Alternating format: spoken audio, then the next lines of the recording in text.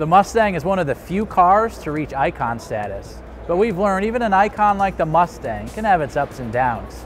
Still, I certainly hope I look that good at my 50th birthday. The Mustang has certainly come a long way in its 50 years. It first trotted into the automotive scene in 1964, just like this car, and was an immediate success. It was new, it was fresh, and like most newborns, everyone wanted to hold it and be around it. Unfortunately, like most of us experience, the Mustang's teenage years were awkward at best. Lee Iacocca's Pinto-based Mustang II appeared more slender, but weighed more. Performance was hindered by the oil crisis, and you might say it became a lazy teenager. It still sold well, but didn't have the lasting effect that the early car did. 1979 brought us the Fox Body Mustang, and it was a horse of another color. A design like nothing else out there, modern and muscular, lighter and more agile, with a bit of European flair. For what it's worth, when I think of the Fox Body Mustang, I think of Vanilla Ice, rolling in his 5.0 with a rag top down so his hair, well, you get the idea. So as the Mustang reached middle age in the early 2000s, like many, it became reminiscent. It melded old and new, leaning towards sentimentality.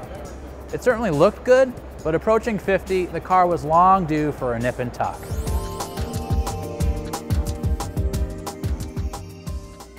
For his 50th birthday party, Ford had to strike a balance between retro and modern day.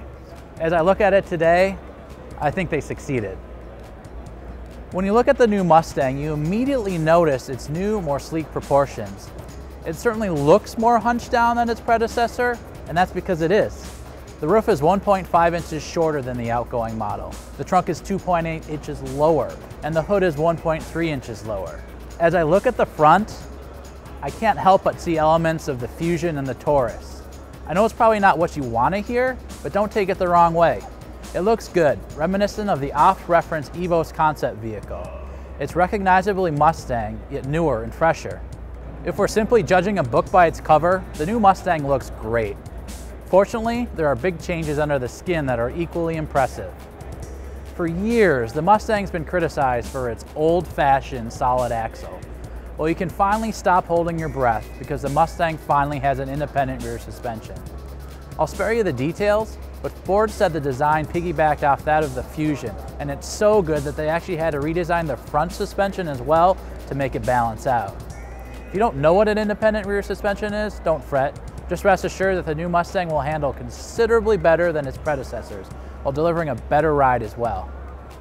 Under the hood, there are some big changes as well. Considered blasphemy by some, the Mustang now comes with an available 2.3-liter 4-cylinder EcoBoost engine. If you're thinking to yourself, yuck, a 4-cylinder in a Mustang, think again. This new engine is projected to generate 305 horsepower and gobs of usable torque. It delivers more performance than the last generation V6, yet it's more frugal at the pump. As before, the V6 is still available now as the base engine. Finally, for all you motorheads out there, Ford brings back the legendary 5-liter V8. This go-around, it revs higher and delivers at least 420 horsepower thanks to changes to the cylinder head, valves, crankshaft, and connecting rods. For the 3-pedal fans out there, all 3 engines are available with a 6-speed manual. If you prefer to drink lattes while driving your Mustang, you can opt for the automatic transmission and shift via steering wheel mounted shift paddles. Inside the cockpit benefits from a much improved interior. The Mustang gets soft touch plastic, higher grade leather, and more realistic metallic trim. A first for Mustang, it's now available with the love it or hate it My Ford Touch system, adaptive cruise control, and blind spot monitoring if you decide to check those boxes. The Mustang has certainly come a long way. It's aged well, but needed a makeover to stay fresh. We've all seen at least one nip and tuck that didn't end well, but I can say with certainty, the augmentation on this Mustang was done just right.